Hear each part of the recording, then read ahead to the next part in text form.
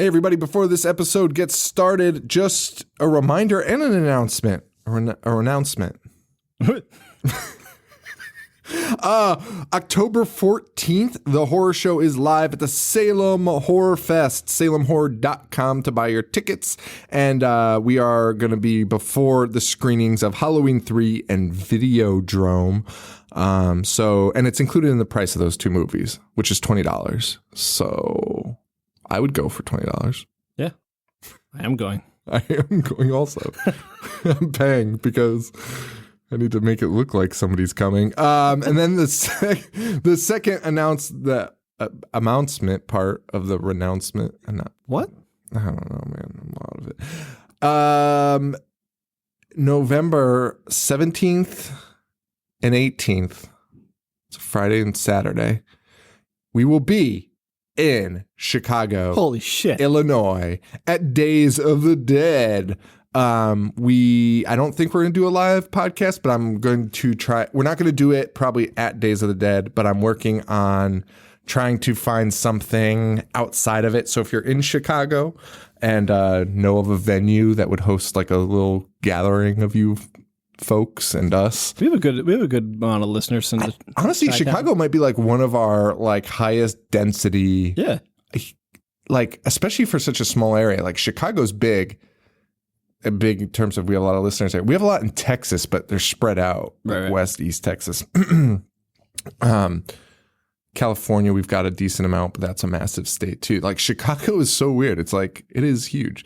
So 17th and 18th, that's the Friday and Saturday, I believe. We're going to be out of there on Sunday, so don't come Sunday. And that guest list is pretty good. Great guest list. Snyder.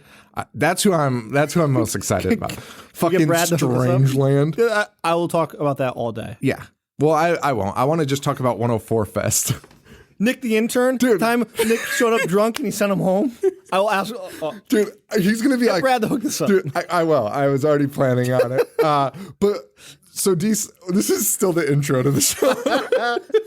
Anyway, Dee Snider hosted a radio show in Connecticut for years. Yeah, it was the best radio show up here too. It was the fucking best. Started every day of middle school, waking up and listening to it. Agreed. It was fucking awesome. Like, it was fucking awesome. In an area dominated by Stern, Dee Snider had a massive fan base out here. Yep. And he's best friends with Howard Stern, actually, so it makes sense. But, yeah, he's so funny. I can talk about actual episodes that he talked about on 104. And he will probably be like, get the fuck away. What the fuck are you talking about? Why are you in Chicago? Yeah. But lots of people out there. There's going to be a ton of guests coming out, and they're still announcing them. So November 17th and 18th, Days of the Dead, Chicago. It's at the Chicago Schaumburg Marriott. So come on out. We'll be there. And we've got a hotel room too. So let's party. Yeah. No, I don't party anymore. Unless you have like a PS4 you want to play. Let's talk about things. Oh yeah, let's start this episode.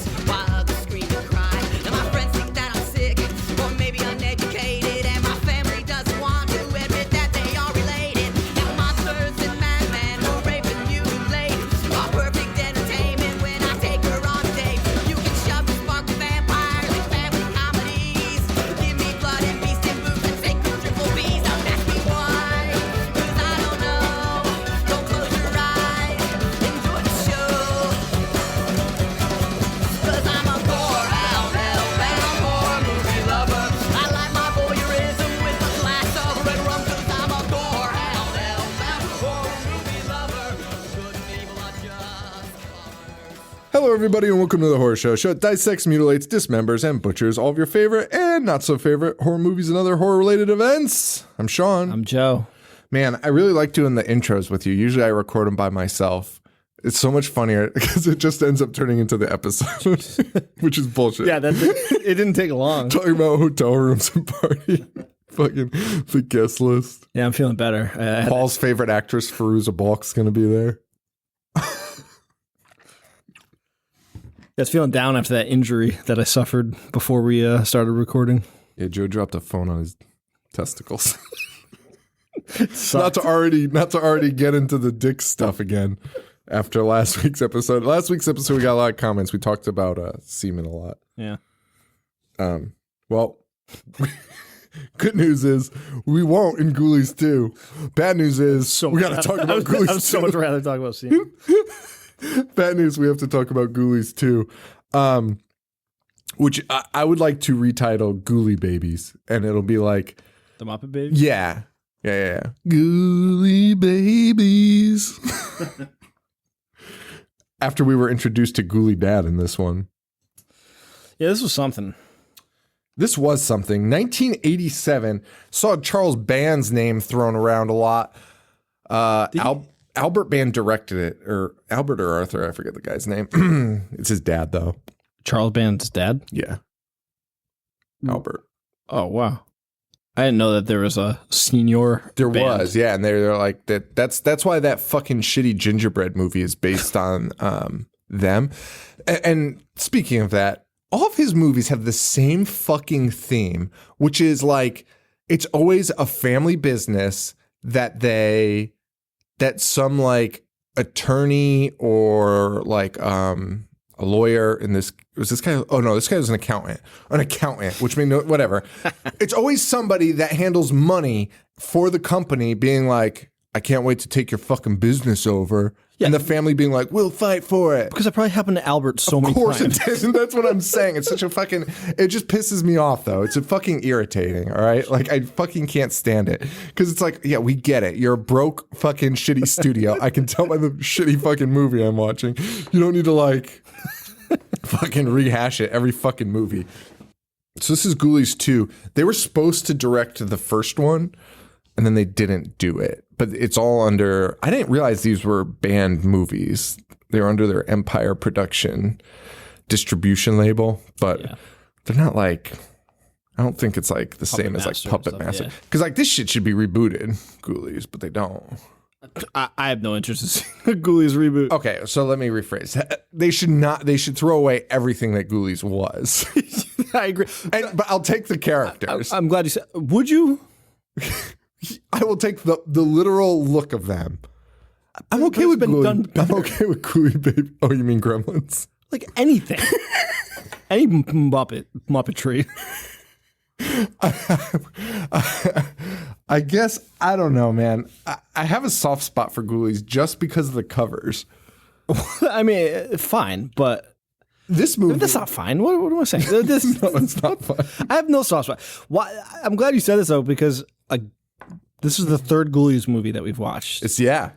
Why are the Ghoulies popular? Why are the Ghoulies a thing?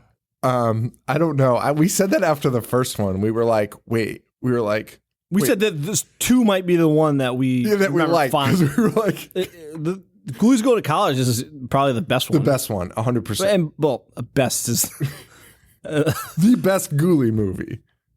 Again, best is not the right word. The one that I'd much rather sit through. I mean, it's just so weird the way they do these things. And this one, like, it's fucking bizarre. This one sucks. Because the first, I mean, we hated the first one. Yeah. And I still hate the first one. I still hate the first one. But the first one at least had a somewhat of a story. Yeah. Like a the whole ritual thing. I mean, yeah, we got to figure out like where the Ghoulies come from. So many people are going to be like, these guys. Because I was looking online and people love Ghoulies 2. Like, this is the best one in the series. Like, I don't get it. I mean, I think a lot of this stems from nostalgia. Like we get the stuff we get from nostalgia. By the way, we should say whose pick this is before we destroy it. Mike Dudley. Thanks, Mike. Who's probably already turned off. Thank you, though, Mike. Thank you so much for picking this. You know, though, I don't hate it. Like, I don't like it, but I don't hate it. Like, I'm not like, fuck Ghoulies 2. But I'm definitely like, oh, so Ghoulies just never got better, huh? Like, Ghoulies never was like, because, like, we talked about it in the first one, or maybe it was the third one, who cares? But we talked about it where, like, this was clearly the response to Gremlins or whatever. Like, let's do the cute monster thing or whatever. And like you had a template already, 2 templates that worked. Gremlins 1 and 2, like that were funny and had monsters. I think this came out before Gremlins 2. Oh, did it? Oh, and the first Ghoulies came out the same year. The same year, yeah. So, but you had this template already for at least Gremlins 1, where you were like, oh, so that's how you like interject the humor into it, like and make it fun and cute. And they still couldn't do it. Like, why aren't these animals like? I don't understand it at all. I mean, let's get into it because like it applies better to when you're watching it because there's so many examples that I'm like look here, like why are they cooing like babies? But then they're just like not. They make such stupid noises. The dumbest noises of all time. Like I would much rather have one of them be like, hey, hey Charlie, like they did in the third one. Just fucking talk. Yeah. But they even barely did it in the third one because that was still our complaint. And the third one was like, they kind of talk, but then they kind of just like. Yeah. All I can think about is that scene in part 1 where he's in the fucking dish making that stupid noise. Well, we finally get our fucking toilet scene in 2. Yeah. It took them it was at the very end. And I was so uninterested. Dude, I was actually more angry that they included it and at the end.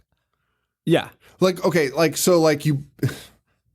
Okay, let's just. I said this to you before we even started recording. This because you said you didn't hate it. Mm-hmm. And that's fine. I've hated movies way more. This is just so uninteresting to me. Like I'd never sit back and watch it again. And this is the second movie that we've watched in like 2 weeks for the show that at like the hour and 10-minute mark, my wife just looks up and is like, this is kind of boring, huh? What was the last week's? Last week was Don't Breathe. Oh, I think she said it to the Vincent Price one. She said it to Vincent Price? Yeah. Because I would have said it to Don't Breathe because the 18 different endings. She didn't like that either. Yeah. I don't think she liked the movie we watched for the show. We've had some rough picks. By the way, I do want to say, I don't know if I said anything about this, but Ashley M chose Don't Breathe. And I was actually really worried that it was we said it. Yeah, no, I know. But I was worried that it was like one of her favorites. And she like messaged me and was like, oh no, I did not like that movie. And I was like, oh, awesome. Like, that's great. Because some people with Patreon picks went the opposite direction and like chose movies they love. Yeah. And I was like, don't do that. Like, you don't want us to break your heart. Like, why do you want that? Like, no one wants that. But honestly, all of our fans have like the best sense of humor. Way better than like I think about this all the time because we've talked about that guy recently that that was mad at us for the Amityville review. Like really mad. Well, depressed. 6 exact words. And that was a Patreon pick from David in the UK who like loved that episode and like still talks about it and jokes about how we hate it and he loves it. Yeah. I'm like, how do you not get that? You know what I mean? Like that was like this guy's favorite movie and he chose it for us to watch. Like, how does it know? It's kind of confusing when people don't get it and they're like, what a bunch of jerks, mean guys. They don't like this. And like all of our Patreon fans have liked it, even though they're like, I really like that movie, but the episode was good. And I'm like, that's awesome. Like, I'm glad that they all get the joke. Like, because it's not like we like sit here and like it's also a fucking movie. Who gives a fuck what we have to say about it? It literally changes your memories 0. Unless we point out how fucking awful it is. Like, which we're going to do right now. Yes, because Ghoulies 2 has a lot bad. It's so generic. It starts off with like the typical trucker and his drunk uncle.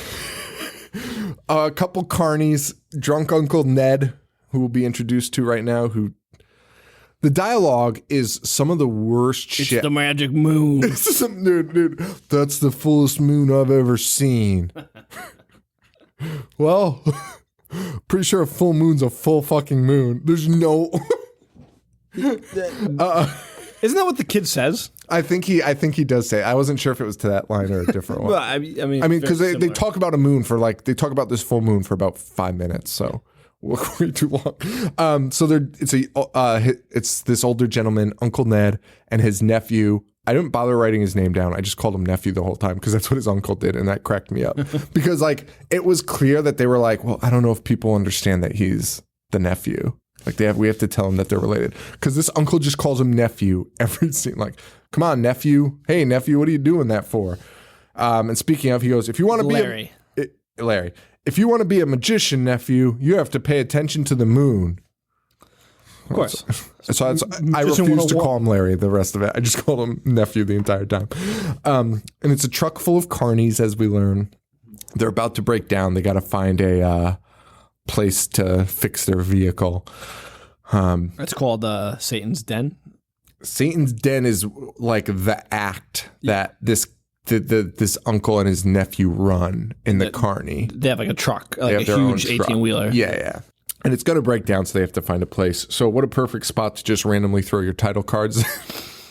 Because you see nothing. So then we get title cards.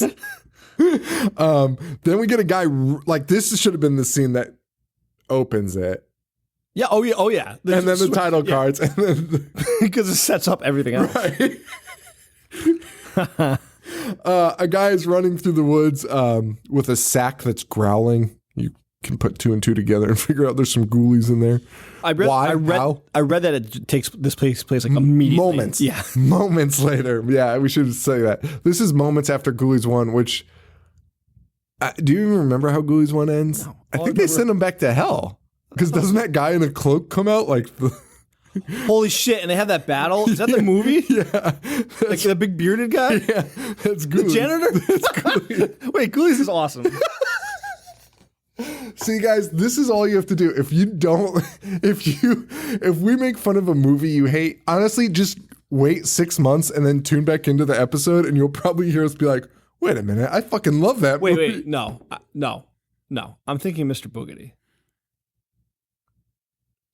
It's like a big electricity battle. No, that's Ghoulies? It's Ghoulies. What? Isn't there also one in Mr. Boogedy? Yeah, but Mr. Boogedy's that shitty green electricity. Are we doing Bride of Boogedy this year? All right, we got to talk about Ghoulies. We're so stupid. It's unbelievable.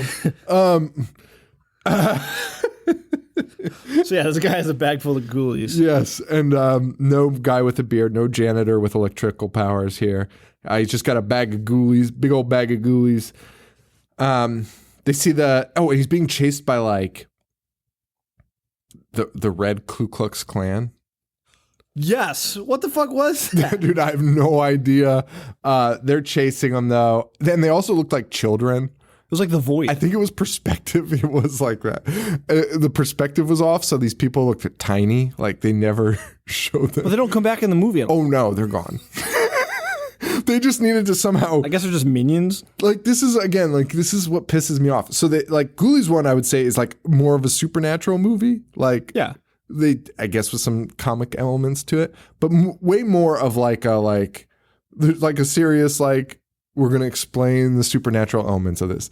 Then they somehow were like, okay, so now we need to transition from that to, I guess because I don't know what this is. I don't know if this is comedy or not, because it's not good. Do you know what I'm saying? Yeah. Like that's my problem with it. Like I would have liked if they stuck with the supernatural element or if they went to the comic route, but they didn't do neither. It's kind of like this, like in between. So you're saying get rid of part 2, just go to part 3. That's what they should have done. Yeah, like, or they should. If you're gonna go over, like, I don't understand. Like the idea of this, which by the way, the story is the Ghoulies are a part of a carnival now. Okay, like they are now living in a carnival, which we're about to get to. I agree. I know what you're saying, and I agree. Everything's set up there. So what they could have just been goofy. Like, or could have just taken place at the same house and done the same shit. Do you know what I mean? Like, stick with the supernatural or like go goofy. Go goofy. But it's like because the carnival sets you up to be really goofy. Exactly, and then it's not. It's like super serial. Super serial. Like it's insane.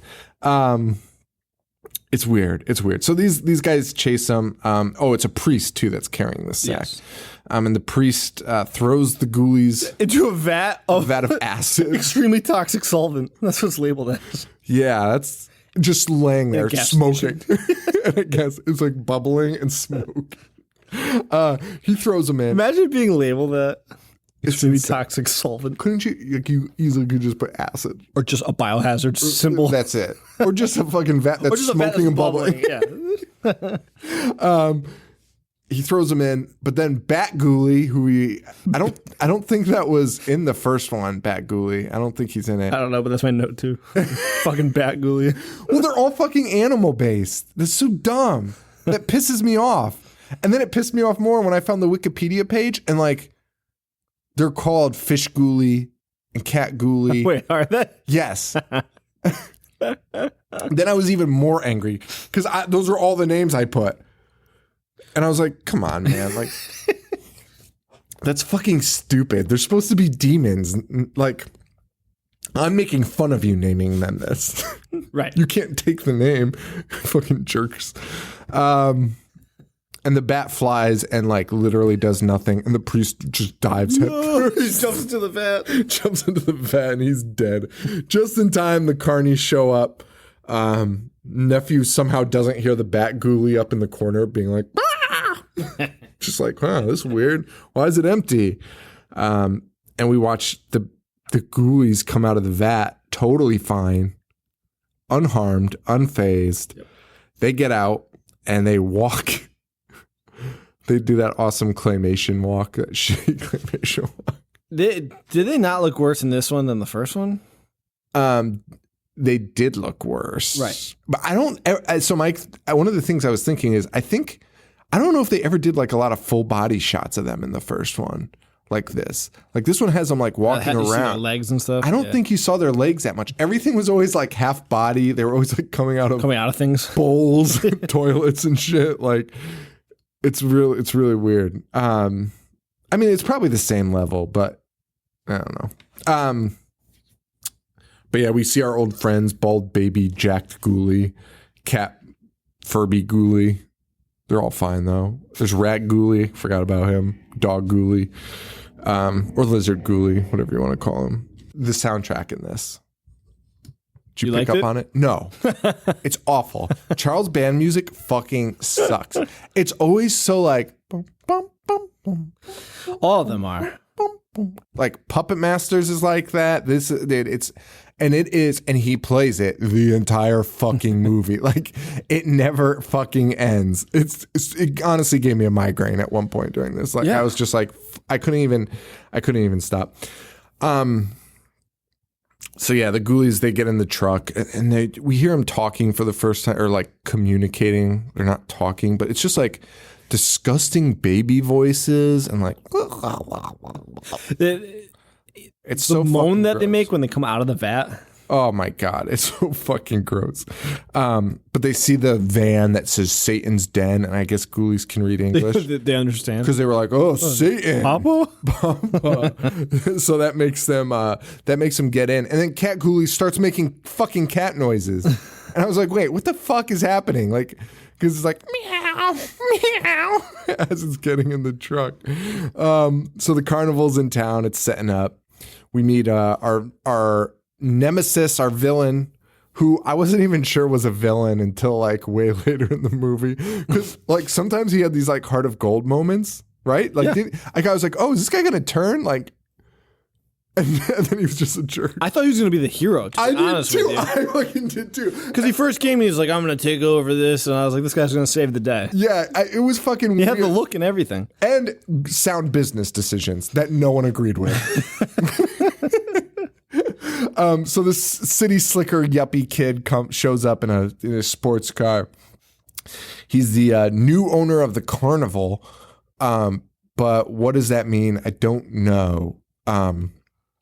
He's the owner of the carnival, but apparently has a really hard time like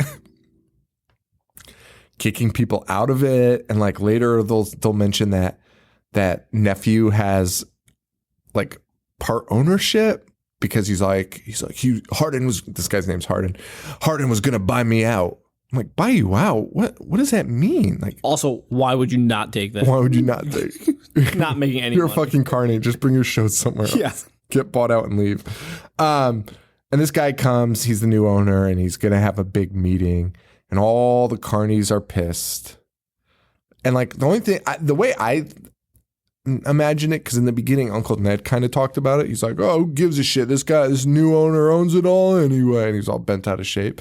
So to me, it seemed like he was a good guy, because Uncle Ned seems like he fucking is a drunk that fucked the whole thing up. That's 100% true. Yeah, and he fucked the whole thing up. And then this guy comes in. At least they have fucking jobs. Yeah. Carnival could be gone. Right. And then he's like, I'm going to cut shit that doesn't make money. And everyone's like, what the fuck? Like, honestly, imagine being like a big businessman and buying a Carnival. And having all these people angry about your decisions. Yeah. They're all like, what the fuck? Because even though he's cutting all of them, it doesn't seem like he's displacing any of them. No. But like, yeah, we'll just do something different. Yeah. He's like trying to find... This guy is the hero.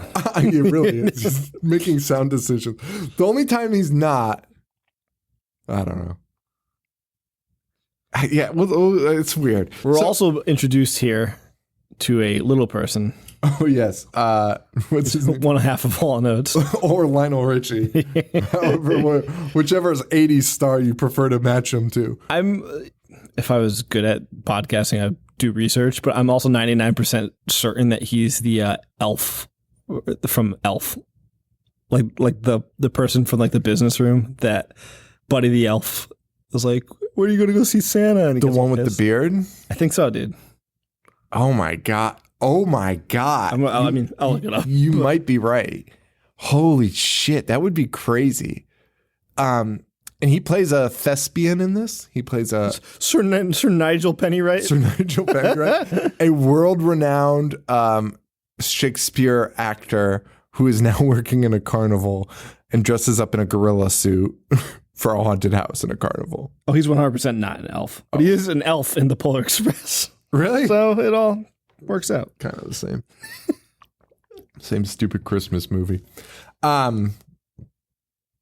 So Nigel Pennywright, he's an actor. He talks like a fucking idiot the entire movie.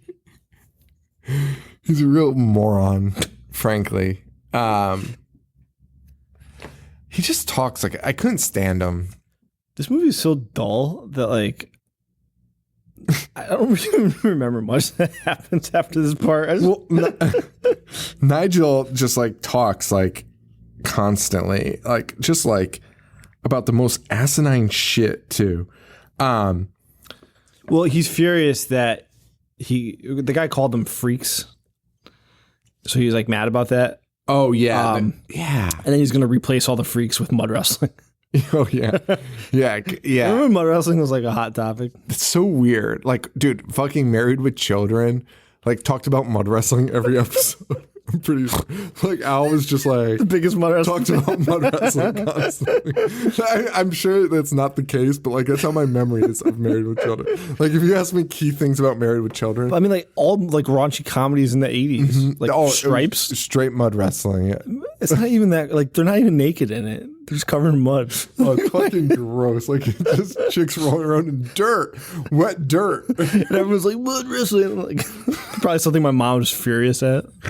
The mud wrestling hype. The mud wrestling epidemics. Yeah. Like think about that. People were probably like, how am I supposed to raise a kid in this country? Like my grandpa was probably fucking furious at mud wrestling.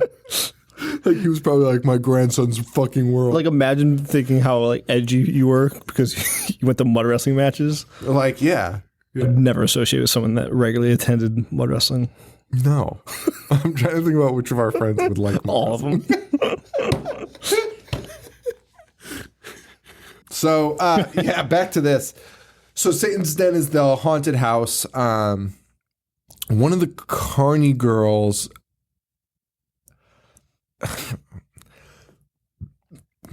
This is one of those movies that's plagued with like just throwing in characters when they need to, but never like we don't care about them, right? Right. Like that's that's 100%. That's every kill in this movie is like, well, we need somebody to fucking die because this girl just shows up and she dies. And like later they find the body and they're like, it's Donna. And I was like, who the fuck is Donna? And frankly, I didn't really even know until I just read these notes. Like, I vaguely remember this because this woman just is like, all right, I'm going out. And all the girls are like, oh, see you later. And like the kills take place in the same setting too. It has that big swinging. What do you call that thing? A pendulum? A pendulum, but it's like an axe pendulum. Yeah. It's always in the same position. You are 100% correct. All the kills take place in the same room in Satan's den, which is like this fake torture room. So Satan's den is like a haunted house you walk through, and it's got like these sets. Yeah. But the only set you ever see is this like medieval torture chamber set up. And literally every kill takes place there. And like, I'm pretty sure that the swinging pendulum was supposed to be suspenseful. Like, it's getting lower and lower, but it lowers like a half an inch the entire movie. Yeah. It's supposed to be suspenseful, but it is terrible. It is so fucking bad. Also, you know what else is really bad? So one of the Carney girls goes out, but like she like loses her cat or something, or does she just hear the cat? Or no, she has a cat. She brought a cat because she was holding it, and then it like runs away, and she's like, "Where are you?" And then that idiot cat Ghoulie is like, "Meow." Yeah, okay. Because I was just reading my notes, and I was like, because I got confused. I have like cat with a question mark, and I was like, oh, she probably didn't have a cat, and cat Ghoulie was just like meowing, and she was like, oh, why is there so much sense? Or you saw a stray, you know, like yeah. No, she's holding it. She's holding a cat, and her real cat runs away, and then cat Ghoulie fucking fakes her out with his awesome cat sounds, and so cat Ghoulie's like meow meow, and then she goes looking for him. And not only does this fucking Ghoulie like not like just like be a monster and eat her and kill her, it grabs one of those old like barbers, straight razors that barbers use. And you fucking keep like flicks it open, like we see a close up of a Ghoulie hand flicking a razor. Don't they have claws, right? Yeah. Also, it's a cat. It's a cat. And it opens up it kills this woman with a straight razor. Like a fucking 1950s ruffian. Like, you are like spawns from hell. Like, that's all you have is like, Wish she was wearing a zoot suit. Dude, like, that's the Ghoulies I want to see, though. Like, that would be better. Like, he grabs that, and then for no reason, he's just like with the big chain. He's got like a big fucking pompadour greased up. He's like a T-bird. Like, that would be so much better. So he kills her with a straight razor, or he slices her leg. She goes down. Then all the Ghoulies come out and just like start nibbling on her fingers and toes. And she's like, instead of like, all she had to do was stand up. Overpower all of them. And they're just like suckling on her fingers and toes. And then the cat, like, you're like, oh, now they're going to eat her. But then the cat gets up and he's still got the straight razor and fucking kills her with the straight razor. Oh, fuck. It was oh, man, it was insane. Drunk Uncle Ned tries to pull out of a rabbit out of his hat. He's like walking around drunk. The rest of the movie, all Uncle Ned does is walk around drunk, talking to himself, being like, fucking carnival, fucking Ghoulies. So he's talking about magic, of course. And he what was his name? Fausto? Was that his magician name? Yeah, the great Fausto. And he's like, I'm gonna pull a rabbit out of a hat, and he tries to do it, and he pulls out a fucking Ghoulie. He starts running. He finds Lionel. It would have been cool if they named it Mephistopheles, because the Faust is from that play. Yeah. Like they could have. That's actually cool that they named him that, because he's summoning demons. Yeah. But they did nothing with it. There's something else in this. I'm drawing a blank on what it is, but it's similar to that, where I was like, why didn't they do that? I forget what it was. Maybe I'll come to it. But Lionel Richie shows up, and he tells Lionel Richie, he's like telling him all about this Ghoulie, and then the nephew comes in. It's like, stop dancing on that ceiling.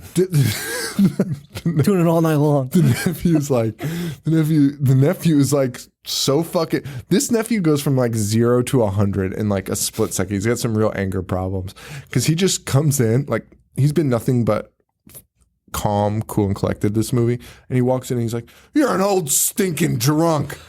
100% true. It's well warranted. Oh yeah, I agree. But then fucking little Lionel Richie is like the way he talks in this, I can't even explain it. Like, just watch it. Just because the way he talks is so funny. He's so like soft spoken and just like, and he talks in that shitty fucking dialect, like Shakespearean. So everything's like, oh, well, that's the, like he's like Uncle Rumple kind of. And he's like, can't you see he needs help? He's sick. Dude, this guy's acting his fucking balls off. Playing a guy that acts his balls off. But it's tough to watch. Hardin, the yuppie, we see him trying to make it with the one of the dancing ladies, who again, they were like I was like, am I supposed to care that he's like trying to get close to this girl? Finagling all. Also, isn't this movie almost over? My notes are pretty short for a movie that we do. But no, there's plenty. No, I mean, but like, we're usually at the halfway mark. No. What? We're like at 30 minutes, man. That can't be true. And, yeah, because you got the fucking idiot kid with the tunes that we're about to meet. This is the longest stretch right here. What happens now, which is insane because it's the meat of the movie, and it was long and boring. The whole movie was. And I'm talking about they kill like 4 or 5 people. No, not that many. 3 or 4 maybe. They kill 3 or 4 people in this next like hour. And it's like you couldn't care less about what happens. No, and again, it's all in that same setting. Mm-hmm. Yeah. So Satan's Den is opening. It's that night. As we said, everyone's job's on the line, so everyone needs to like perform their best. All the acts are pulling out all the stops because he's going to cut the worst performer of the carnival. So we see a couple asshole kids go into there, like they're like, this ain't fucking scary, man. And they're like little kids. And then asshole teenagers who are basically saying the same thing. And the guy's like, hey man, you can't bring that stereo in there. And he's like, and his buddy's like, he doesn't go anywhere without his tunes, man. I was like, well, that's a weird choice to say tunes about a boombox, like, or stereo or anything.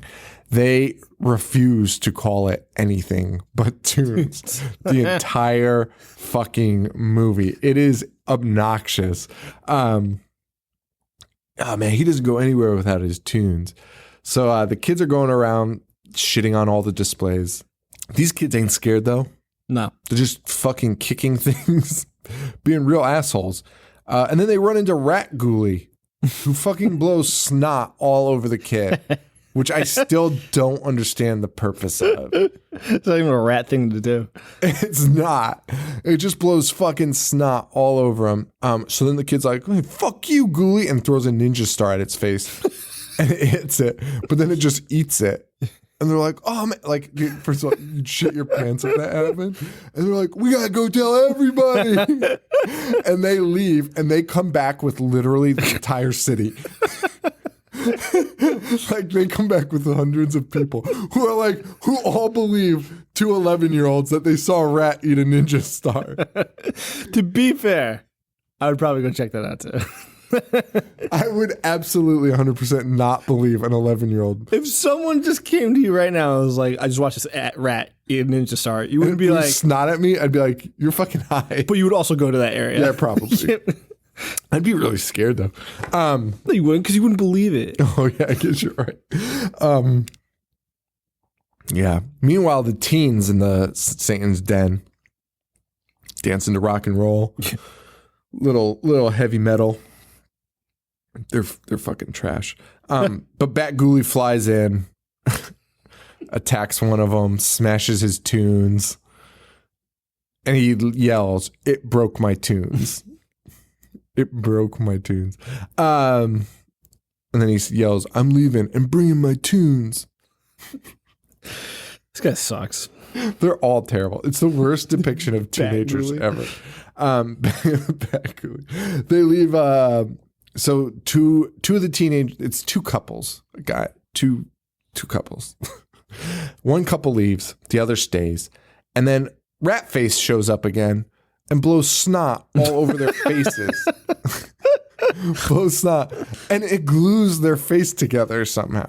Like they can't separate their face. They were kissing, and it sprayed snot all over them, and now they're stuck together. And outside, the kids have created like this like not so angry mob that just want to see a ghoulie, and the kid doesn't care because they're going to be like the highest grossing. So he's like, "Oh man, what a killer night!" Yeah. Dude, no one wants to see your shitty fucking Satan's den. Like, how would you even think this is normal? Also, the uncle at this point has been being like, "You're going to do my bidding," yelling that a lot. Oh, has he? I don't know. So. He's an idiot, that guy. Yeah, I don't know. We see another guy that not introduced to again, and he's like, "Oh man, it's Jimmy's Tunes." And I was like, "Who the fuck is this fucking guy?" And Cat Ghoulie grabs a switchblade knife. He's upgraded from the straight razor to the switchblade. Yes, and he's dead. He's dead via switchblade. So we have 2 deaths so far. Killed by supernatural beings from hell, and they've been murdered by small knives. Like, are you fucking kidding me? And how is no one just throwing these things around? Because later they do that later. Yeah. Oh, you know what? I just got so mad at the end of this movie because the ending honestly fucking infuriates me. Okay, so now we got 2 deaths at the hands of the Ghoulies. Hardin shows up. He's wondering why Satan's den is doing so well. And the kid's like, magic. I'd be like, all right, kid. Inside, the kids are showing the entire carnival of the Ghoulie. Like they're all circled around the Ghoulie, and then they all start chanting. You know what? Maybe I love this movie. Because they all start chanting, rat, rat. Yeah, but the thing is, I didn't laugh one bit when that was happening. But now when you say that, it's so asinine. Neither did I. Dude, if we, again, let's talk about it again. We followed this kid because he was like, hey, I found a rat that eats ninja stars. And of course we bite along with the rest of the town. If we saw it, there's like a 99.9999% chance we start the rat chant. Yes! Dude, rat. That is so fucking funny. Buzz would lead that so fast. Chanting rat. I'm crying. I'm starting to cry. Screaming at the little thing. That's so funny. That little rat. And it's so funny because the rat ghoulie at this time, during this, is like, no, it's kind of like minding its own business. Isn't it just like setting shit up? Like, they'd cram that mummy in the coffin or whatever, and the rat's just doing shit. It's like a zoo, and they're just chanting rat. Imagine 100 people at the zoo just chanting. Bear. Yeah. Oh my god! I'm gonna do that the next zoo. I think I might too. Go to every exhibition. Tina would be so. Tina would just wait in the car. Oh my god, it's so fucking funny. Yeah. Oh my god. So yeah, during that they're concealing a crime. They've mummified because there was a mummy in the exhibit, and they took the guy that they just stabbed to death and mummified him, and stuffed him in a mummy coffin, pretending to be the fake mummy. Have you ever, this is a legitimate question, as a monster in a movie, a supernatural being, not a monster, like a supernatural from hell, from the depths of hell, in a movie, ever tried to cover up their crime? Why are demons from hell being like, we gotta hide the evidence? It's a fantastic point. I did not think of that. Yeah. Why are they doing that? We gotta hide this fucking body. The cops are gonna come. Using burners. It's crazy. Yeah, don't use your phone. Ever destroy it, break your phone. They're all just snapping their phones. Oh my god. Holy shit. Oh, it's so fun. Dude, plan it on Uncle Ned. Oh, you have all 4 burners. Oh man, again, a way better movie. Yeah, so Hardin, we're back to Hardin, who's still working over this dancing girl that we don't really understand or know about. And he's like, oh, come to my trailer. I took Nigel's trailer. Not a great selling point to like their best friends. Go up to some girl's best friend and be like, I kicked your friend out of his home. Would you like to come with me? She agrees though, because he kind of has a little secret of hers. He knows, which is like the worst secret of. He knows that she's a trapeze artist. Which she's like mortified by. Like she's like, how do you know that? What a secret. This movie's so stupid. So they go into the Also, if you were a trapeze artist, wouldn't you like tell everybody? make a lot of money off it. Yeah. Well, the reveal later is insane. The reveal later is great. Why she doesn't do it anymore. But so they go into this trailer, and like you get the feeling that Hardin's the bad guy again, and he's going to put the moves on her. She's going to say no, and she's like, "Think you can fit in that bed, Mr. Hardin?" And he looks, and it's a little person's bed, so they're just making wise. And like he kind of makes a face like, "Oh, okay." So you're like, "Oh," so she just put him in his place. But then he's like, "Have a seat, Miss LaFay," and he picks up a little person's chair, and they both get a big kick out of that. It's like, also, look how stupid and little this trailer is. Also, they knew that because because he kicked him out of there. He told her that. Yes. And it turns out like, and then they get a good laugh. So like, then you're like, oh wait, I think this guy might be good. Why did you think that? Well, I mean, besides being an asshole, but like LaFay was a good guy, and like she's also cracking jokes, so I just guess that was fine. But like there was something about like he wasn't being like a rapist, so I was like, oh, okay, maybe he's generally trying to woo her. Yeah, and I was like, oh, and then our boy nephew, he comes, he ends up coming by the trailer also, and he sees her leaving. And it's clear to us that they just talked, because whatever. But he's like, oh, man, they just fucked. So I'm like, oh, like, so they didn't even fuck. And this Harding guy seems like a stand-up guy. Besides displacing the little person. And like, and yeah, I mean, he's a little bit of cold-hearted businessman, but I feel like it's really to that drunk. Okay. And Satan's den. Mm-hmm. And the poor little person. But let's not forget. Oh, man. So the cops show up with the kids who lost their tunes. And again, he makes sure to say, like, my friend's in there and my tunes. I wish everyone was still chanting a rat. That's what the cops arrived to. Dude, I would still be in there chanting rat. And then Hardin's there, and he's like, I don't know anything about your friend or your goddamn tunes. What would you do what would you say to someone who just kept calling a stereo tunes? Why are you saying that? Why do you keep calling it that? Because that's what I had in my head too. Like I was like, somebody eventually should just be like, why are you saying tunes? Like, are you from this country? No, it would be like, you remember when that guy would go to NFL games and like talk 1930s, like, hey there, chap. I think it was Tom Brady. I was like, why are you talking like that? that's what you would say to him. You'd just be polite about it. Yeah, so the cops are there. Hardin pays them off and is like, I've just talked to this police officer and assured him that there's no tunes and no man in there. And the cop's like, are you sure no one's in there? And nephew says, no one at all. And at that moment, Uncle Ned is in there, fiddle fucking around. Oh yeah, we forgot to mention that because there was a cutscene in between where drunk Uncle Ned is just wandering around Satan's den, closed. And you say you don't hate this movie, but I've never heard you say "fucking" so much.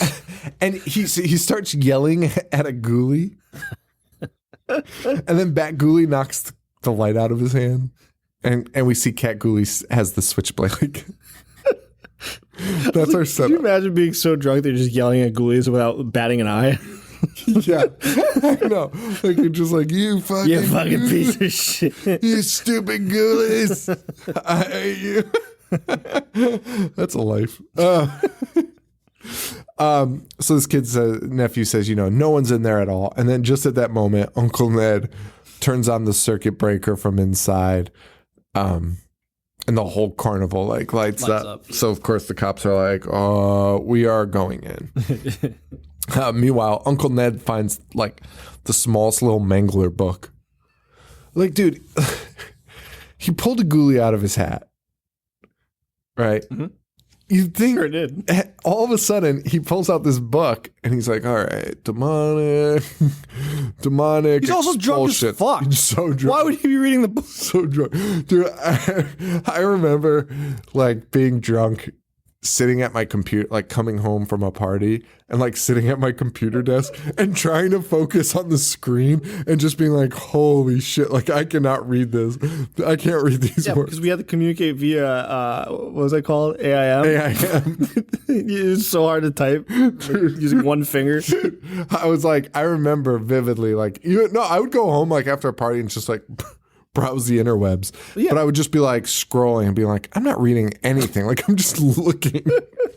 Every time. And you get the spins wrong. Yeah. So this guy, though, he's reading a little Mangler book.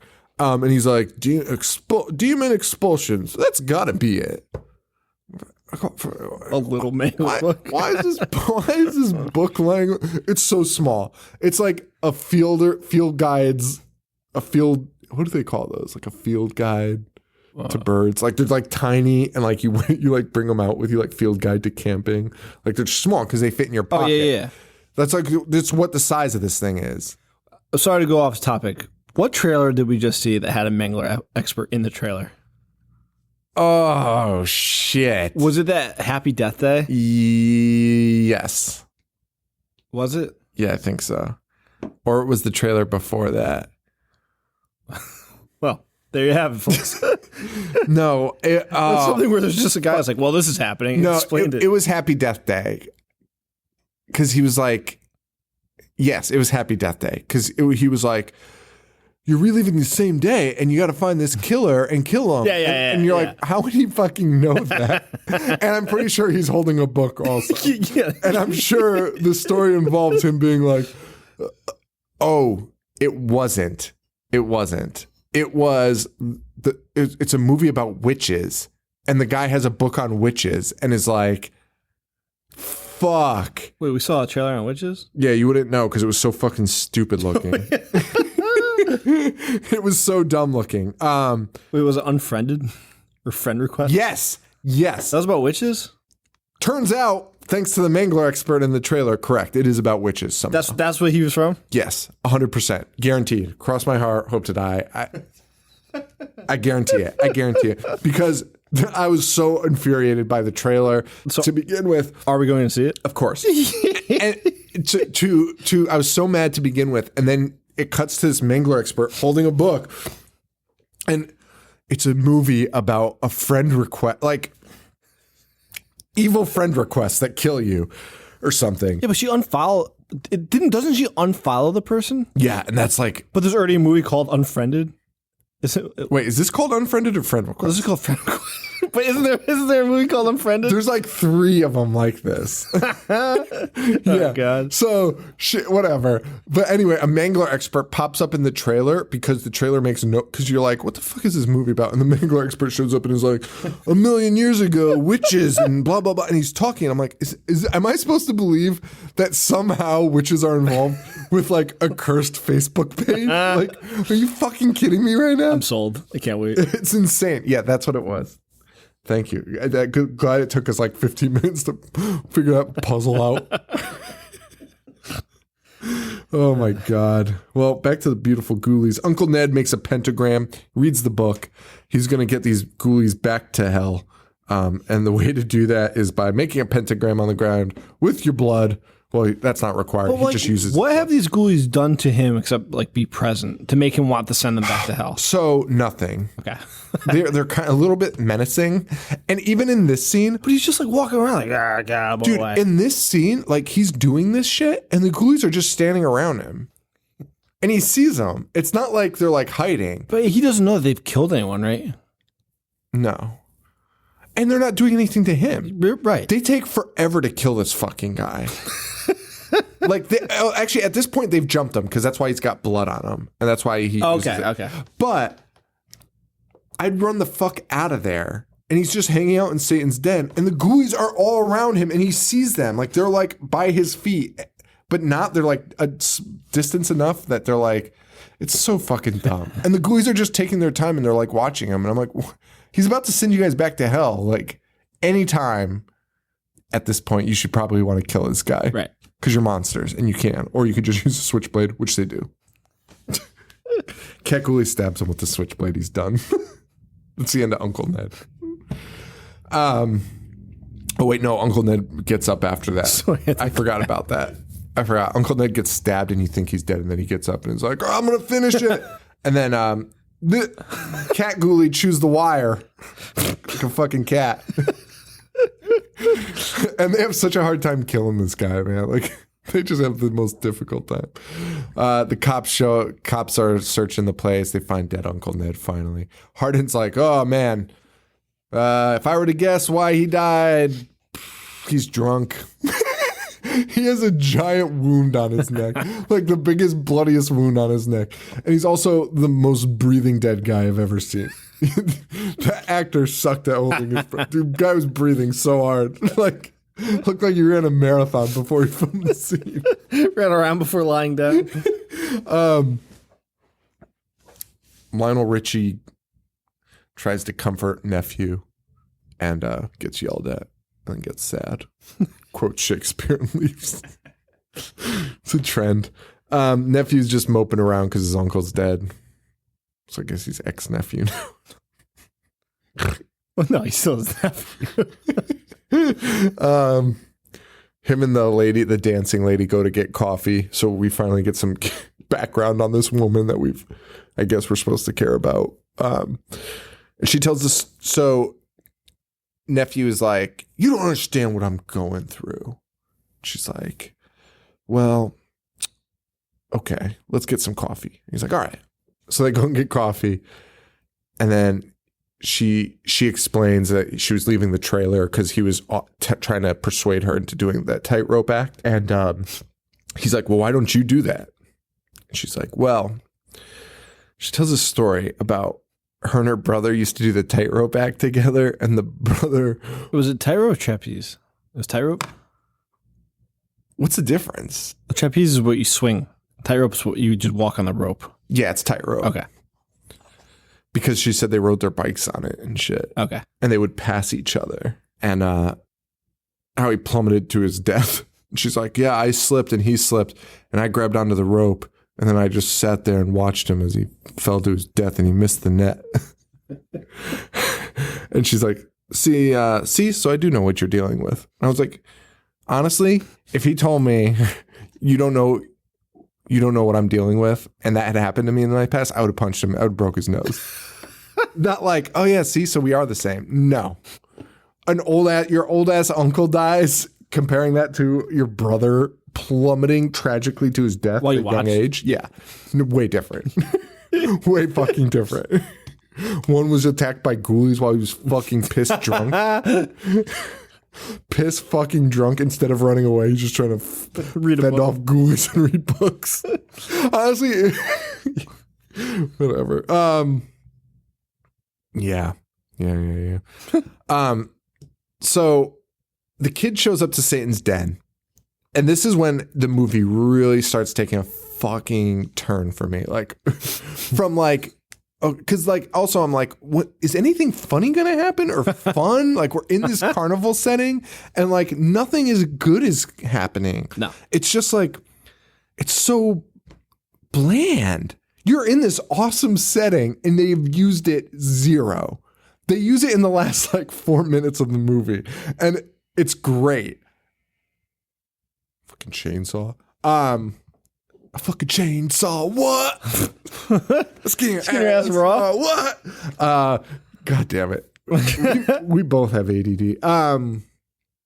So he shows up and Hardin's like, hey, I got a court order saying you can't run Satan's den anymore. And I'm like, whoa, would that ever cross your mind to write into a script that a judge was like, You can no longer run that carnival ride. No, get the fuck out of here. What are you talking about? And he owns the carnival. Just fucking fire him. Exactly. All that is so unnecessary. I don't understand what's happening. Get your shit out of here. I have no idea what's happening. And he's like, so he's got a court order. He's like, court order says different. Or like the court order of Greensboro says different. And I'm just like, this is mental. This is the most mental thing I've ever seen in my life. Like, it's frustrating. Like, I don't know, man. It's so weird. It's like over explaining everything. Like, all he had to do was come out and be like, pack your fucking bags. Your fucking uncle died in here. You made a mess. Get the fuck out. That's honestly way too many words. He owns the place. Just shut him down. And he hates this place so much. And even the kid says that at one point. Because, like, after he shows him his tickets, and the guy's like, good night. Like, that was a good night, but I'll believe it when I see you do it again. And the kid's like, why don't you just get rid of us already? Because that's what you've already decided. It's like, yeah. Please do. I'm sick of watching this kid whine. And his uncle whining. So the nephew just barges in, ignoring the orders of the court order. And he finds Nigel in a trunk. Like a luggage trunk. Yes. And he's rambling about demons now. Now, we have not seen Nigel interact. Maybe we did see. I don't know. I'll take that back because somebody will correct me. And then the nephew literally gets jumped by every ghoulie in the movie. Something the ghoulies have failed to do time and time again with every victim. They all just leap on this guy's face and chest and just start biting the shit out of him, even though the next scene he has one scratch on his chest. They're like biting his face and shit. Like, this kid is like fighting for his life. Should be mangled. Yeah. Imagine one normal cat like jumping on your face and clawing at you. Yeah, you're right. Nigel runs out and he's trying to get people to help. And he's like, please help me, sirs. Like, please, there's demons in there. And then everyone just calls him like a twerp and is laughing at him. They're picking him up, which is like the most insulting thing, right? Like, I'm sure that is the most insulting thing for little people, like to get picked up. And like, I'm sure. They're like passing them around. And I'm like, oh, this is like, shit. Like, I felt so uncomfortable watching that. Like, especially because they were like younger kids doing it. Yeah. Inside, the nephew still has ghoulies hanging from him. So he throws himself into an electrical panel, electrocuting all the ghoulies, but not himself. Also, how do the ghoulies, like, why would that affect them but falling into a vat of highly toxic waste? So that's why I hate the fucking end of this movie, because I hate this movie so much. I love how at the beginning I was like, I don't hate this movie. This movie sucks ass. Yeah, oh yeah. It's so bad. It's just because it pisses you off so much. Like, because there's so much good stuff you could do. Because the end just burns me up so bad because it was so goddamn lazy. It pissed me off. It didn't piss me off because I was so bored, dude. Yeah. Well, I loved this scene though. This scene made me laugh out loud really hard. The nephew gets his Armageddon moment. You know, in Armageddon when I can't wait for this to not apply, just like the Big Daddy reference. There's Armageddon moment where, you know, when like Bruce Willis like caught, like they're like they get Bruce Willis and they're like, we want you to do this. Here's your team, and they're all like nerds. And he's like, I can't do this with them. I need my boys. And then like it's like montage of like getting everyone. Like, that's what this is. It's like this nephew's like running, and he's like he's running up to every Carniac, and the way he says it is so funny. He's running so fast, and he's like, trouble at the den, let's go. The den. And like every Carniac he runs up to is like there's like a sword swallower, and he's like, whoa. And he's like, whoa. And he like throws the sword and like starts running, and then he runs up to this other guy. He's like, trouble at the den, we gotta go, grab your piece. And the guy's like, you got it. Like, everyone's like mounting up to like meet at the den. Yeah. And then the last one he goes to, he's like, trouble at the den. And the guy's like, hey, hang on. And he reaches under the counter and throws a gun at him, which he catches. And thank God, because somebody would have been murdered. Grabs the gun, but he throws it like over the thing. Just throwing guns around at the carny. Yeah, they run inside. The ghoulies are literally torturing teenagers, like they are in like the pulleys, like not drawn quarter. I don't know, but similar. The stretching devices. Yeah. And it has the pendulum above him. Yeah, and the carnies save the teens. Why were they doing that the whole time? The ghoulies. I don't know what I even agree with. Like, either the ghoulies are going to be weaponized and that's what they want, or make them monsters. I don't care. No, that part I agree with, but like, they weren't terrorized. Like, why weren't they just terrorizing everybody in that place? I don't know, because they were like cleaning up murders, I guess. It was so weird. And that's what I mean. Like, the end gets frustrating because we're about to see like the coolest segment in here. Mm-hmm. With 20 minutes left in a movie, they're finally going to give you what you would have paid money for if you knew what it was about, which you don't based on the cover. So, like, I mean, no one rented this being like, oh, I can't wait for the carnival scene with the ghoulies. Like, But if you did think that, you'd have to wait an hour and 15 minutes to see it. That's fucking bullshit. But these guys beat the ghoulies by like just like throwing shit at them and hitting them with clubs and bats and swatting them away, and they save the teenagers. Ghoulies are still barfing snot for no reason. Still plays no role in this. They're just doing it for fun.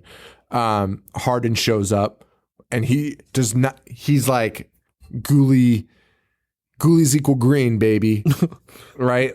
Like he's like, I want those ghoulies. Like, that's why people are coming in here, and they're gonna make me a ton of money. And everyone's like, oh, we gotta get him. And he's like, I'm not responsible. Like, oh, they're like, people are like, they're murdering the guests. Yeah. And he's like, well, I'm not responsible. I'm like, you are. That's like having a trailer with a lion in it and being like, petting zoo, and when the lion kills them, you're like, it wasn't me, it was the lion. Like owning anything and having somebody die in it and be like, well, it's not my responsibility. I didn't do it. Then we see like the biggest hole ever in the wall, and the ghoulies walk out like totally unstopped, and it cuts, and we see everyone just standing watching them leave. And they're like, no one's doing anything. Everyone's like, oh, there they go, out to terrorize everyone else. And where the hole in the wall came from, I don't understand. But it's so weird. The ghoulies now are doing like silly shit, like playing carny games and scaring people playing carny games. And we have 20 minutes left and all this is happening. They're scaring people. A couple good ones. The boxing machine, like the test of strength that you punch it. This scene makes this is almost written by somebody that may have never seen how one of these machines work. I don't even understand this thing because this guy does it, wins, leaves. Then we see Cat Ghoulie jump in a boxing glove, and we see this guy. He's walking away for like a minute. Like, he's so far away from the thing now. And Cat Ghoulie just jumps in the air and must fly 100 feet and punches the guy in the back of the head who's like, ooh, and falls over. And then Cat Ghoulie somehow lands back by the machine and gets out of the glove and like walks away. And then the dunk tank baby Ghoulie, who's actually Fish Ghoulie, I guess, but I call him Baby Ghoulie. Got sick abs. Sick abs. This is the first and last time we see like real gore in the movie, because the clown goes in the dunk tank and then starts struggling and then gets up and he's got no fucking arm. Baby Fish Ghoulie bit it off. And then the most vicious scene in the movie, the bumper car scene, where the woman, there's two ghoulies on the bumper car track. One is under a woman's seat. She looks down, sees it, is so startled, she stands up in the car and runs into runs into the pole that like is in the car. And the thud that they made that sound with, I was like, that was the first time in the movie I was like, oh shit, because it sounded like it fucking hurt. Like that sounded like the worst thing ever. It was like boom, and she drops onto the floor of the bumper cars, and then Cat Ghoulie drives the car over her. It's so frustrating because it makes no sense. If you did this pace the entire time, it would have been like, it would have sucked, but it would have been fun. It would have been fun. Yeah. And that's what I'm saying. Like 20 minutes in and you just crammed all the fun stuff in the last. Right. Spread that out. Like that. Dude, and there's so much carnival stuff. Like, and they didn't even touch half of it. Exactly. And the next one really stands out because Baby Ghoulie is like looking at a ride, like at the swings maybe. And he just unties some rope, which, like, why would this happen? Why would this be a thing? But he just unties a single rope, and then a car full of 2 people goes flying out of the ride and explodes, crashes and explodes into flames. Yeah, but that's the thing. So, like, that's the best part. And I was like, why wouldn't that happen? You know, in the movie April Fool's Day, like, things like this happen spread out through the movie. So, like, that one, the bumper car scene should have happened. It should have been like a one-off incident, and people were like, "Wow, that was like a terrible thing that just happened." And then like the dunk tank should have happened, and then like people start puzzling together, like, "Hey, something's going wrong here. Like, what is it?" And then realize it's demons. Yeah, and also you can kill the carnival goers because when you're pretending that I'm supposed to care about Donna from the first scene, when they find her corpse. Now, when they're like, oh my God, Donna. I'm like, who the fuck is Donna? You don't need that shit. No. Just kill bystanders. Yes. And I'll get that. Yeah. But Donna's like. And then have like the carnival workers team up to try to stop these guys. Yeah, it's so bizarre. It's really bizarre the way they do it. Like, you'd think any common sense would be like, we should probably put this throughout the movie because the rest of the movie's nothing. Real fucking snoozer. Nigel talking. Or give Nigel more soliloquies. Actually, like ramp up his fucking Shakespeare. You're right. Maybe there wasn't enough. Nigel shows up, speaking of, and he's like, we've tried guns, knives, and clubs. Now we need to try magic. I would have shot him in the face. I'd be like, shut the fuck up. But he's also not wrong because it's like, yeah, you know what? You're right. They're not of this earth. They clearly... Well, that doesn't make sense either. No, I'd be okay with guns. And guess what? That's what they fucking kill them with. Anyway, this is where I'm gonna lose my mind. What if he meant magic by like card tricks and just bamboozled them? David Blaine comes out and it's like, so what card did you pick? Cut open this orange. There's like a $50 bill in there. And just staring at him dead in the eyes as they're freaking out. David Blaine's dumb stare, like, what? Sends them back to hell. They're just like, no! How did you do that? Hey, watch me stick this fork through my hand. So you saw there's nothing in this glass. Holy shit! Fucking squid! He just barfed up a squid. Did you watch the one of him catching a bullet in his mouth? No. That guy's a jerk. I watched the one where he like stayed in a cage for like 40 days and they called that magic. It's like a suspended cage up in New York City. Oh, he froze himself in ice too, right? Yeah. So Hardin is like losing his shit. Like he's like, what the fuck? Like, because like it's chaos, carnival's ruined. There's a scene where like a grandpa and his daughter are like, I'm gonna sue the guy that did this. Actually, first, what does he say? Like, first I'm gonna kill him, then I'm gonna sue him.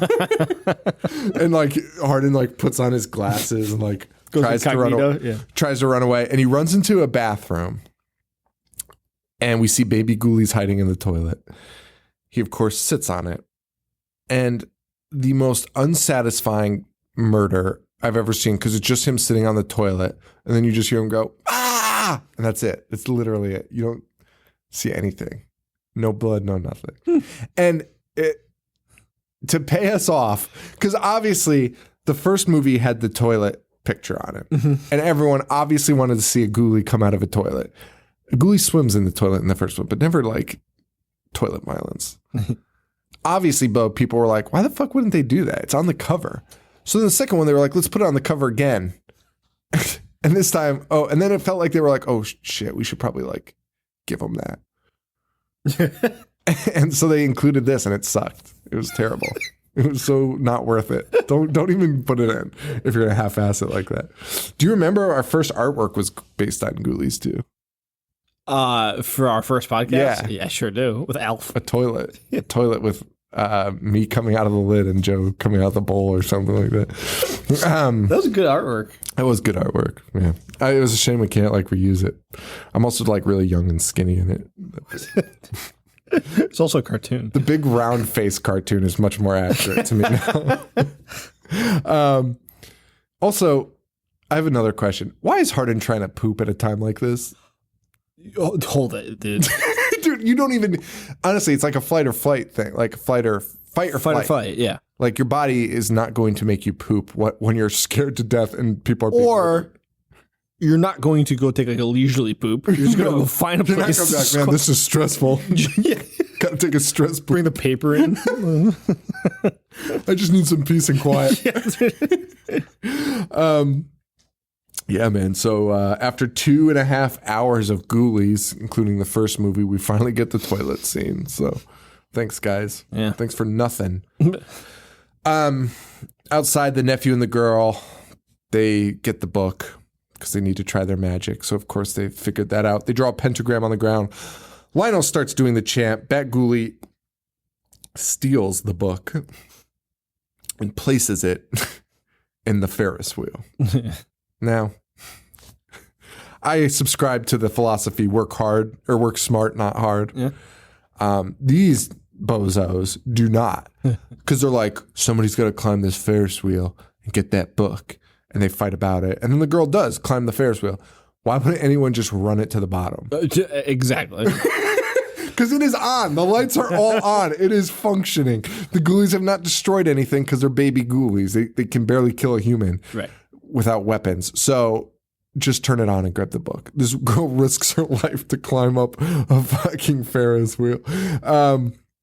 They finally get the little pocket guide to demons. The field guide of stupid idiot demons. They read it. And Ghoulie Dad pops out. It's baby Ghoulie, big baby Ghoulie. Baby Huey. Oh, I was thinking just big baby Jesus, but big baby Ghoulie. Big baby Ghoulie. I can't wait. Can't sing the rest of that song at all. That's about all you can get into that song. Oh, man. I love pussy. Dirt dog. Big baby Ghoulie. Big baby Ghoulie. He's like a dad. He's like a 6 foot tall baby Ghoulie. And it sucks. Like at first I was like, that's awesome. And then I was like, no, if I saw this when I was younger, which I didn't, I think I'd have a soft spot for it. I really do. Like this is like right up my alley, USA Up All Night. Like if I saw this, dude, I am 100% in on this movie, I think. Yeah, because you've seen Troll, right? Yeah. Do you remember? It's so stupid. There's like one scene at the end where she's in like another dimension. There's a huge jacked troll. It's there for like 2 seconds. Yeah. That's all I remember. Like, that scene's awesome. Like, I still have a soft spot for that. Yeah, like I think I would really like this if I saw it. I think I started saying something about that earlier. But like a lot of people that like this, I feel like it's a nostalgia thing. Yeah. A lot of people that like the movies we talk about, a lot of it, they're always like, I saw it when I was younger and I really like it. Yeah. And I'm like, yeah, well, that's why you like it. Like, that's why you don't revisit it. Yeah. And that's why we're here, is to ruin everything. Yeah, just hold those memories. And we've ruined it for ourselves time and time again. Yes. Time and time again, we've ruined our favorite movies. But that's okay because, like, honestly, it's better off. Because, like, thank God, like, I'm never going to be like, hey, James, my son, let's watch Rumpelstiltskin. I loved this movie when I was a kid. It freaked me out. And I put it on and he's like, what is the matter with you? Why did mom marry you? You're an idiot. You're a jerk. Yeah. So it's interesting that what nostalgia can do to a movie. Like you could still like it and stuff. And I still love Rumpelstiltskin, so that'll still probably occur. I'll still be like, this is really funny. That's why Ace Ventura 2 is my favorite comedy of all time. It's the best. Me and you no one agrees with us. No, I will go to battle for it. I will My too. brothers agree with that. Do they? Oh, fuck Good, yeah. good. Thank God. Because it is the best one. Paul, well, one time Paul was like, 1 is so much better. And my brother Mike was so offended. I hate 1.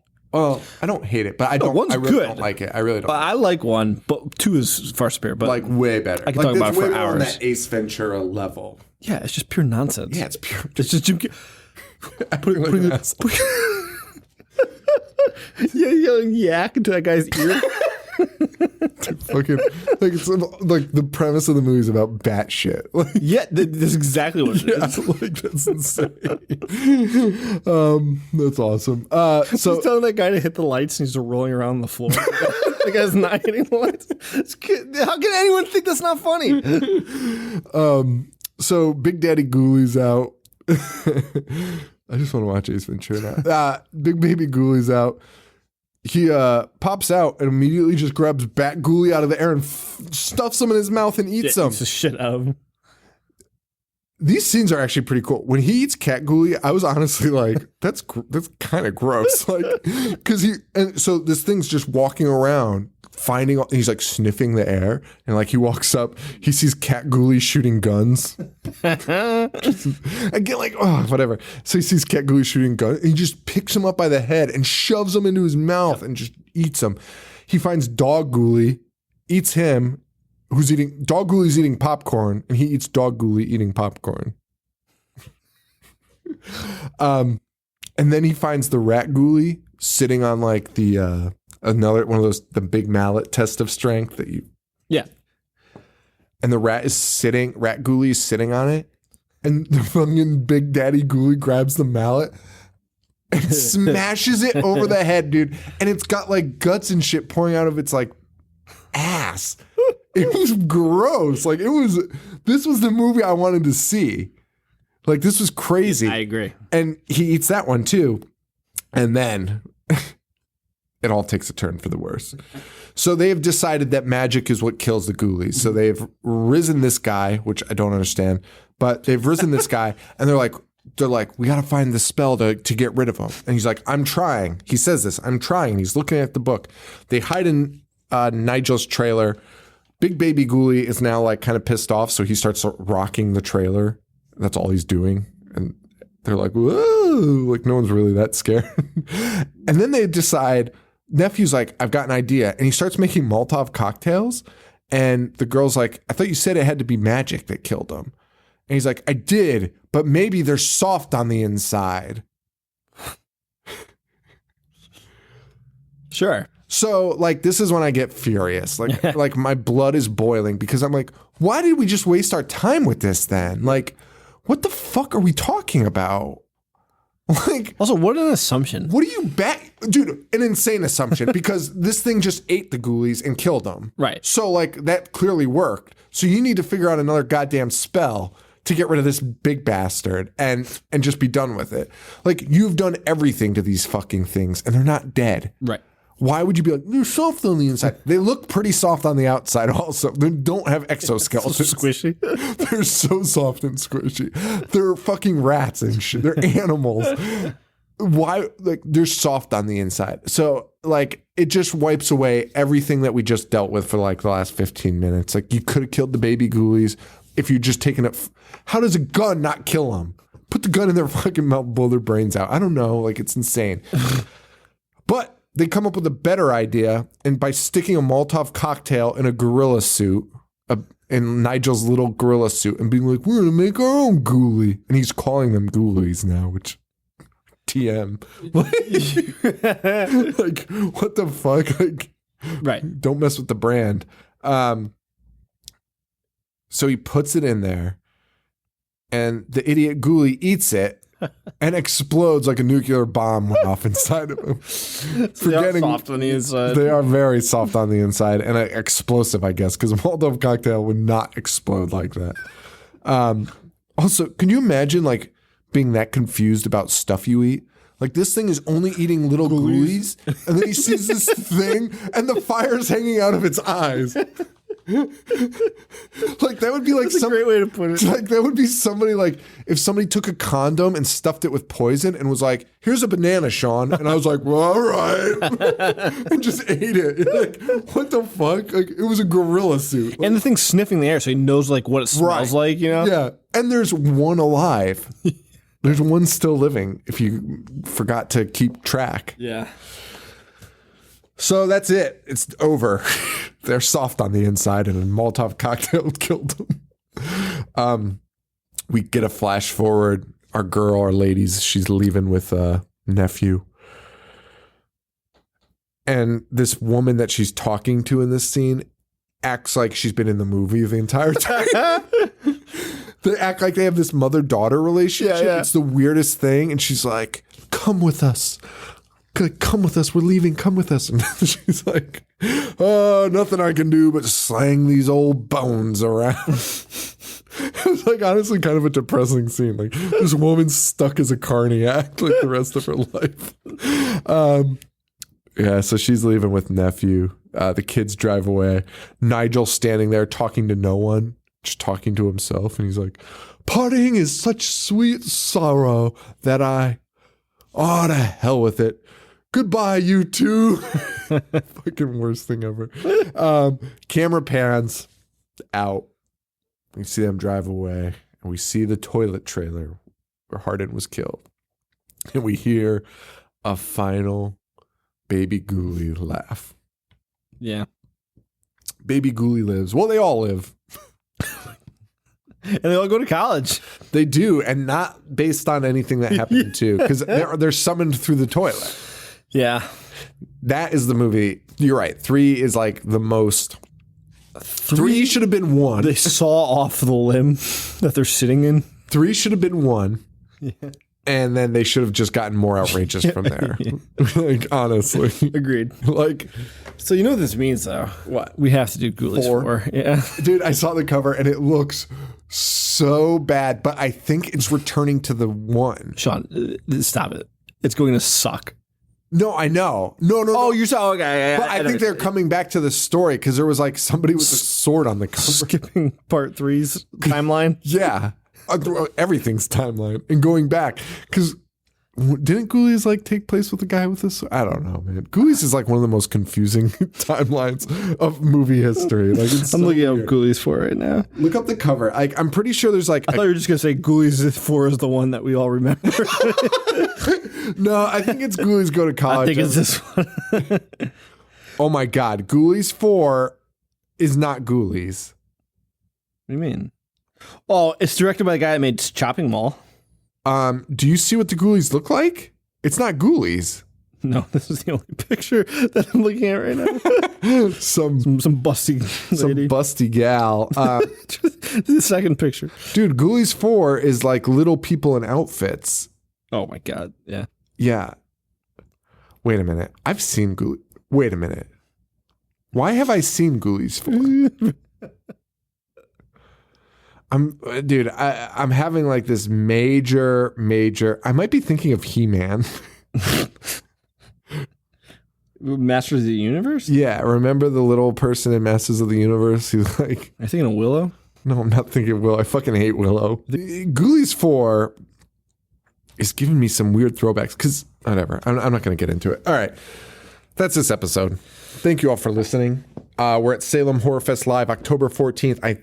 There's a chance Joe might make it. We'll see. So come on out. $20 at salemhorror.com to buy your tickets. And store.ihatehorror.com to buy your merch. We got shirts still. We got hats. Not a lot of either. So make sure you get your orders in if you want them. They're really cool. Merch, or no, picks. Next picks. Well, Joe, we've got a couple choice ones here. Jeremy Roberts has a few picks here. He has The Mutilator. The one with the hook on the cover? I believe so. Sold. Deadly Friend.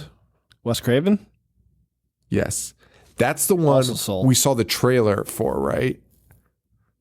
At Connecticut Cult Classics. Is it? Yeah, because I was like, it was weird. Yeah. And then 2000 Maniacs. Herschel Gordon Lewis, is his name? Or the remake. No, it's the original, 64. Let's do one of the first. I kind of want to do Mutilator. Okay. Got to do Mutilator, sold. just based on the name.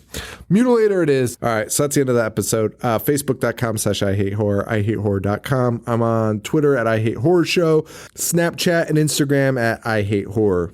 Matt Jovi 421, Boognish 1985, and Horror Show Joe.